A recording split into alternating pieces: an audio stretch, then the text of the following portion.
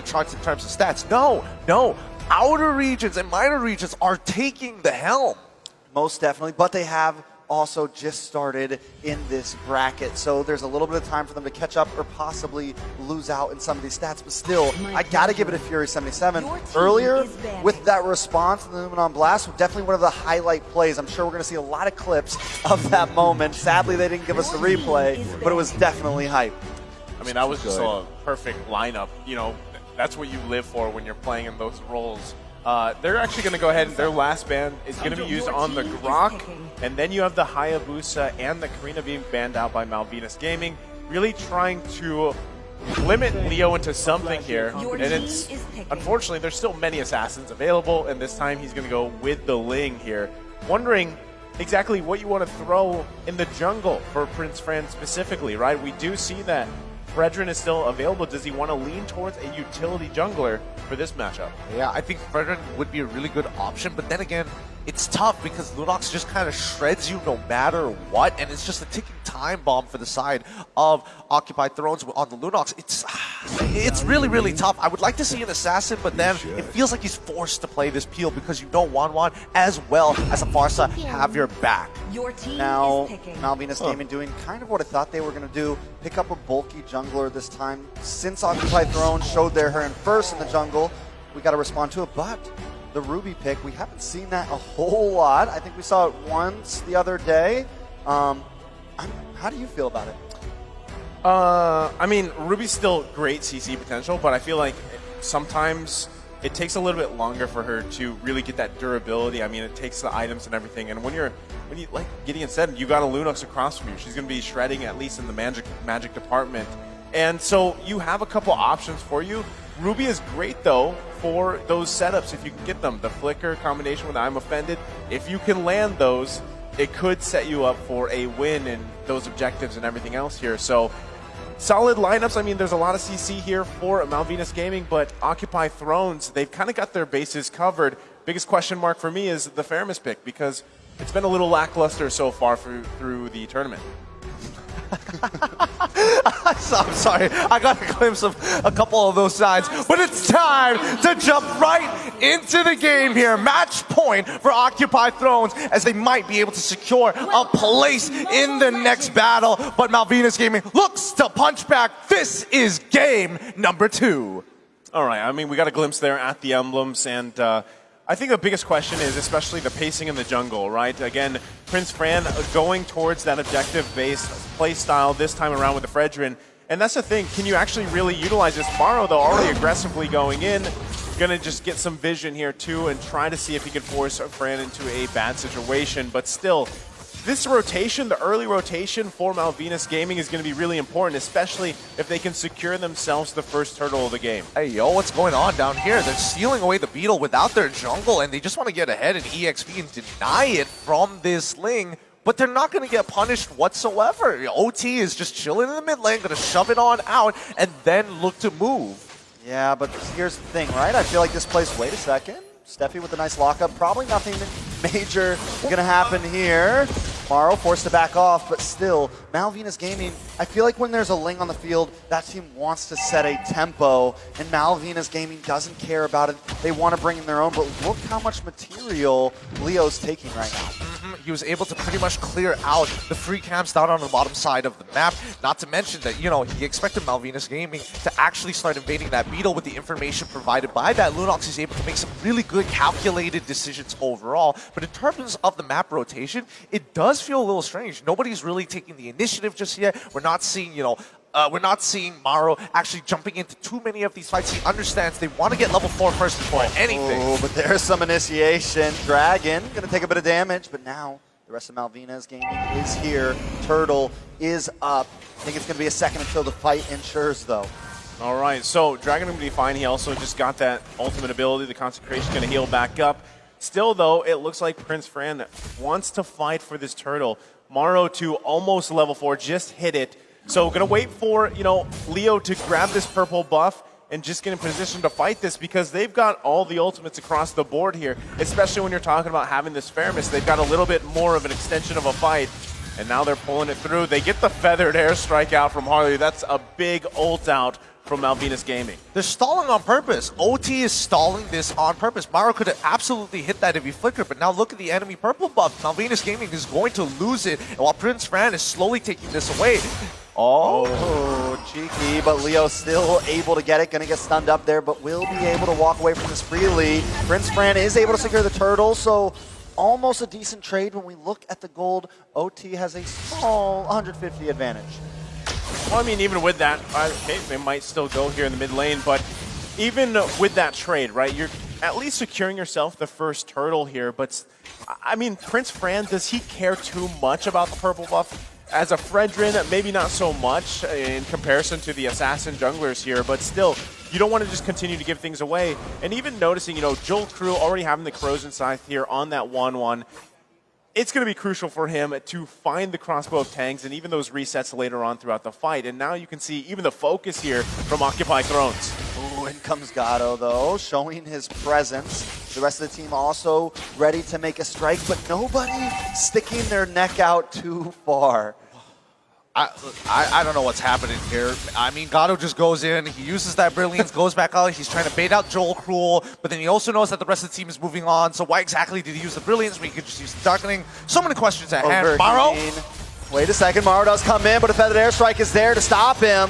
Colt Alter comes out to save the day, and once again, it is a disengage. Come on, Gideon, what's going on here? I don't see first blood. It's been 4 minutes. I want my action. Weird. This is supposed to be like the Blood Dome. So Where weird, is dude. my blood? The Blood Dome. Well, I mean, at this point, it is kind of odd that both of these teams, especially when we saw the team head-to-head, that there's been no first blood up to this point. I'm sure in the next 30 seconds or so when that turtle comes up, everyone's going to be rearing to go. Gatto finally picking up the Clock of Destiny here, too, at the 4.5-minute mark. So this could be crucial, though. Joel Crew, though, still the focus of Occupy Thrones. Harley also picking up Clock of Destiny. So everybody's still looking for that first kill of the game. Everybody's still looking for that first blood, but no first blood. Sorry, Gideon, just not yet. 5 minutes in. I mean, now with the turtle up, though, Leo is going to get the first poke onto it along with Joel Crew. Looking at Prince Fran and Harley coming in as well. A nice time offended on Maro. Gatto, though, comes in, but Maro still falls. Brilliance has dropped Harley. Able to flicker. Steph taking a bit of damage. Fury comes in with the Colt Alter, giving it a little bit more sustainability. Hulk onto the backside, but Gatto is found by Joel Crew. Hulk now onto the tower, forced to flicker away. Fury getting a bit of poke, but this should give the turtle over to the side of Malvinas. Finally, we do see the first 2 kills come for us, but it's weird. It's like, oh, you want the objective, you want the kills, and then suddenly there's a huge shift in perspective. But I mean, like, even with that, it was just kind of a weird whole fight there for that turtle. But Joel Crew coming out with the 2 kills and being able to pick up his second item now on this 1-1, it is going to be something that Occupy Thrones has to be conscious of, because you just see a lot of this back and forth, and still Steffi looking for another possible setup here. Now Maro on the Kufra is going to be the big person to find the setup for Occupy Thrones, but right now they're struggling for it as this turtle is now less than half health. Most definitely, and Maro is keeping his distance, making sure he's in range to possibly make the play happen. But Harley and Steph also being very, very sneaky inside of this bitch. Joel Crew gonna move around. Dragon trying to delay that purple buff, but it still goes into the hands of Leo. Off camera, Maro is picked off. Harley taking a bit of damage, will fall. Hulk finds it. Hulk in the midst of things. Joel Crew gets crossbow tang, and he will find it. The Cold Alter still not enough. Finally with the killing spree, but now OT is on the hunt. Leo here gets stunned up by Steph, and Joel Crew finds another. That is a double kill, and still the Lord is not taken, but they have got what they need because it's 5-1 on the board. Oh my goodness. I mean, honestly, things could have gone so bad.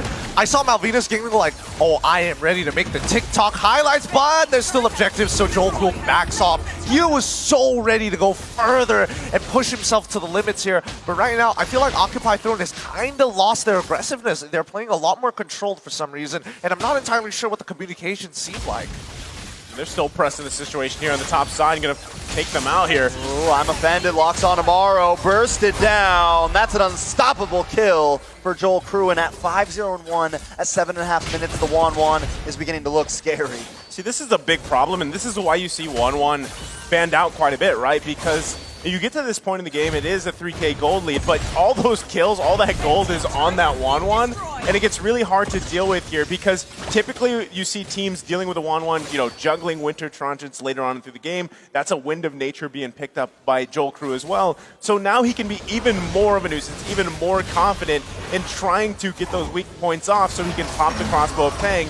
And this is why you just see them take control of Occupy Throne's jungle. Oh, Maru trying to dive in and make it onto Joel Crew, but it's still not enough. A nice I'm offended, locks up Maru. He drops Hulk along with him. Fury 77 now on the run, does a nice bit of damage, but he falls. Joel Crew 6-0 in 3 now.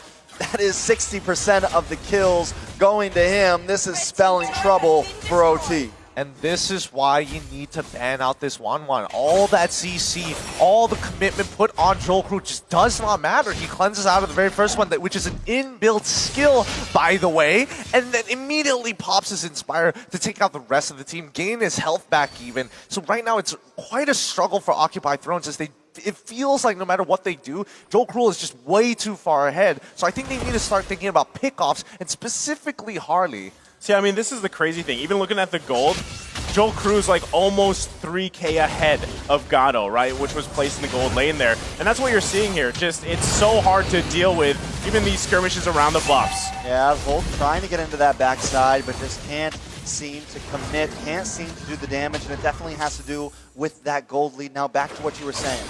I mean, still, the point being is just itemization. You're out-itemized, right? And a lot of that has, again, to do with the 1-1 pick, which is usually constantly banned out, right? And Joel Crew, knowing that, able to just kind of freely do what he wants to do and doesn't really have to worry too much just yet. Now, it is 10 minutes in the game. If Occupy Thrones can hold on, maybe for dear life, they can defend themselves in the base here, but they still need time because, again, you don't have a traditional marksman here. You're relying on some form of setup from Maru, maybe even Hulk. You've got a Cult Altar, but still, you got also a lot of magic damage here, and right now, it's just hard to deal with because you got Prince Fran in the front, you've got Steffi finding those I'm Offended combinations like we talked about with the Flicker, and meanwhile, Dragon's on, you know, this unkillable hero who just is a distraction at this point. Yeah, it's tough, and I think that even though Occupy Thrones have options to be aggressive, the counter-engage coming in from Malvinas Gaming and just the raw peel from Prince Fran and Steffi alone already deters them. So it just boils down to who can create that space. Do they want to have Gato do it, or do they want to have Maru to do it? Because Leo and as well as Hulk do generally struggle. They go in, they slow down. There's nothing much they can really do other than displace and pull attraction to themselves. But as long as Malvinas Gaming sticks as 5, I'm not sure. Yeah, and the Lord now encroaching into enemy territory. Will connect onto that inhibitor. Going to do a nice bit of damage, but Gato will be able to handle it so they don't lose a base tower just yet. Malvinas Gaming going to go around and eat up OT's resources and wait for them to come out. This is even scarier, right? He just, Joel Crew just locked himself in. The Malefic Roar, able to pick that up. Steffi getting this dominance ice. So still, Occupy Thrones trying to play catch up. 7.5k gold lead and no turrets for Occupy Thrones here. They're literally just trapped on their side, if not their base. And I mean, Joel Crew, the turret plater, number 2 highest turret damage per minute. That's 951 damage. And this has been a game for him. I mean, if it was Leo's game, the previous one, this one's Joel Crew here. You know, for now, I mean, for all we know, this game could drag out longer, but let's have a look at Joel Crew, the turret plater. You know, the second highest turret damage per minute at 951. The man is able to push really fast and somehow is able to shred these turrets without taking too much damage or getting punished that heavily. Yeah, another amazing statistic for one of these lower bracket teams. It definitely goes to show how much of a stars they are in their own right. But with Malvinas Gaming holding such a strong lead over this, is there an answer for OT?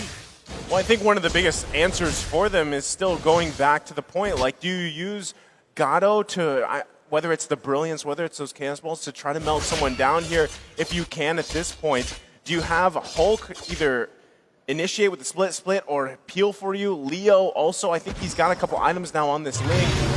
He's got damage, but I feel like the big problem is there's just too much even durability from Malvinas Gaming because of that gold lead.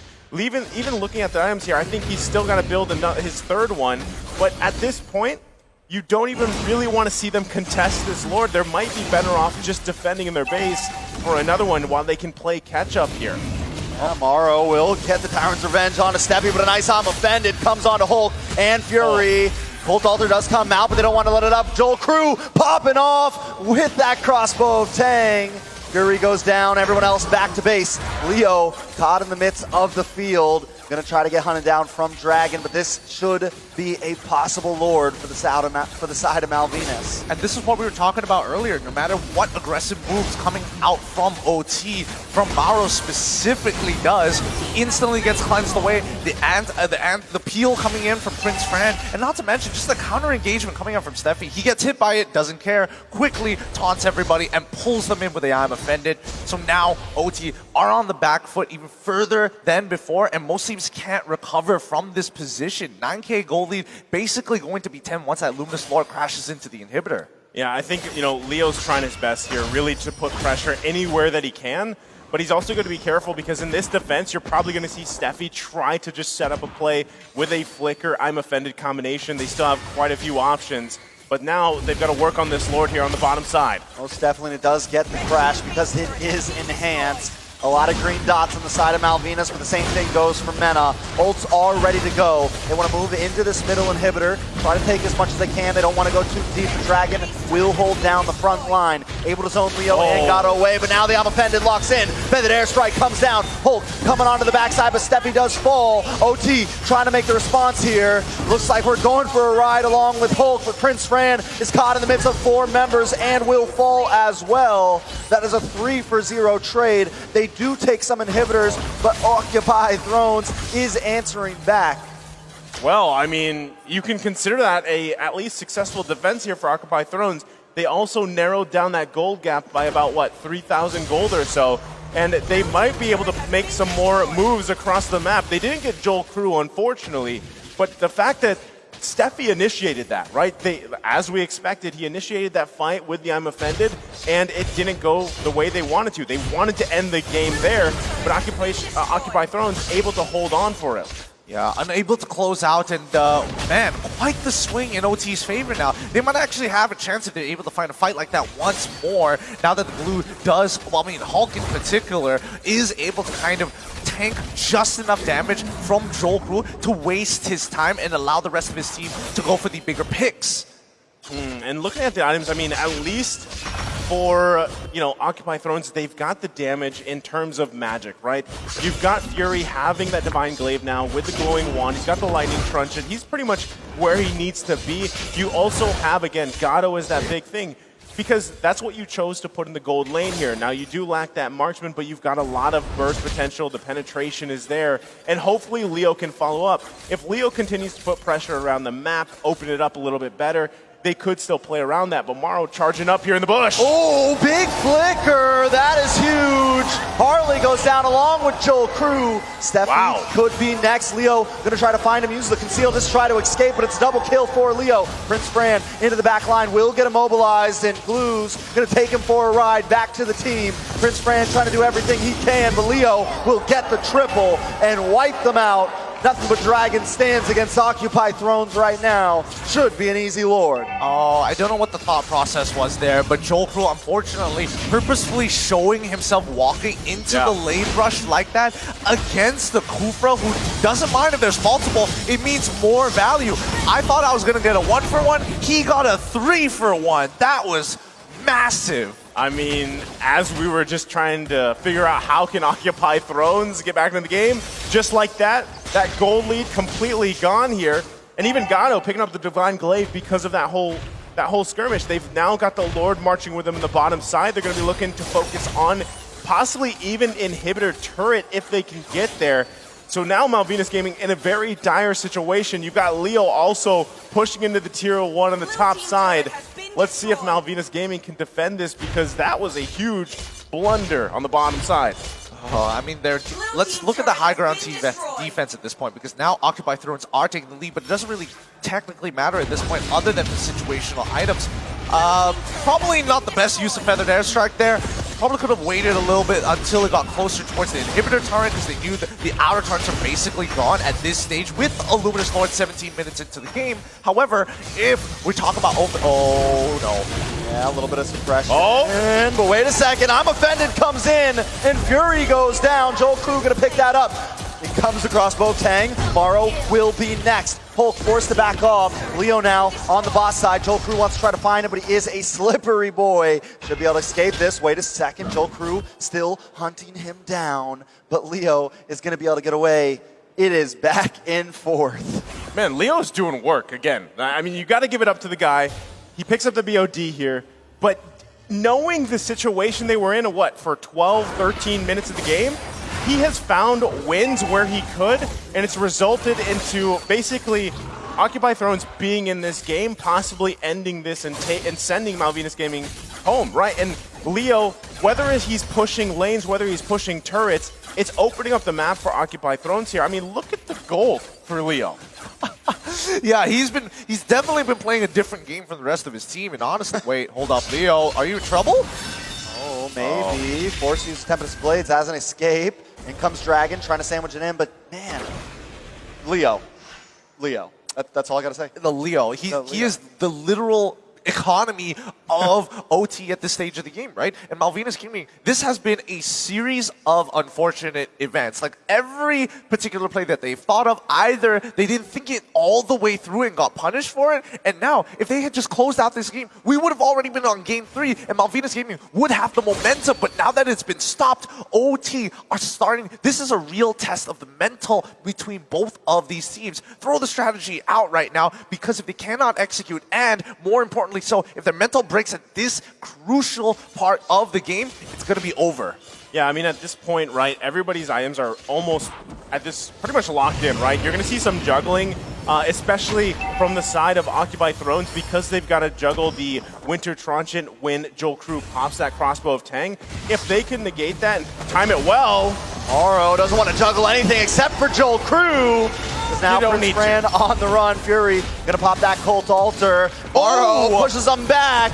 Bit more damage. Leo looking for Harley. Can't quite find him. Gonna get pulled in from that I'm Offended. Leo may go down here. Immortality does pop. Fury wants to try to keep them at bay. Leo will be able to escape. Fury uses the flicker, but the taunt comes in. Prince Fran wants something. Morrow gonna come in to try to create more distance. Well, all of this is happening. Gado working on the Lord, so it is a good play from Occupy Throne. You called it. You called it, Naisu. They found it as you mentioned it. Why was he there? I mean, that's, again, Joel Crew, you're wondering, like, you know, you don't have to be there in the middle of that, in between that pit when you know Morrow is in a bush. And that's the thing. Remember, you can't hear that charge up. Right? You can't hear that. So that's just a surprise effect. And again, why Kufra seems to be picked up so often, because when he charges up, comes in with that Tyrant's Rage, it's really hard to deal with. So now it's again, Malvinas Gaming on the defense here. And look at that gold lead that Occupy Thrones has. Really, at this point, it just comes down to juggling those items and marching in with this Lord here. Joel Crew is getting very impatient here. He knows he could have ended this game much sooner, but here we go. Potential final push. Lord has encroached into this base. Feathered Airstrike does come down, but the Cold Altar is enough to sustain, and Harley will bite the bullet. Next will be Steph, possibly very low. Hulk trying to get in the backside, but they are going at it, and the base falls. Occupy Thrones will claim the victory tonight. Malvinas Gaming will be forced to go home. GG's, well played. Congratulations! Occupy Thrones move on to the next stage, but our heartfelt goes out to Malvinas Gaming. They were so very close to closing this. They had everything, but they couldn't close it out. Well done, Occupy Thrones. Man, I gotta say, it's great to see these guys smile too. And like I said, I feel like Leo there is just like, whew. You know, the work he put in on that Ling, bouncing around, grabbing the objectives, putting pressure where they needed to. Again, what was the gold lead? I think at one point it was, 10K in favor of Malvinas Gaming when they're pushing into that base? So that is a game where you just feel like, oh, everything we did, it paid off here. Regardless, the sportsmanship at an all-time high here. Both of these teams playing like absolute champions, and the heart of Champions. But with that being said, Occupied Thrones, enjoy your walk of fame down all the way outside. Please give them a round of applause as we throw it over to our analysts at the analyst segment to break down the games. Please give them the round of applause one more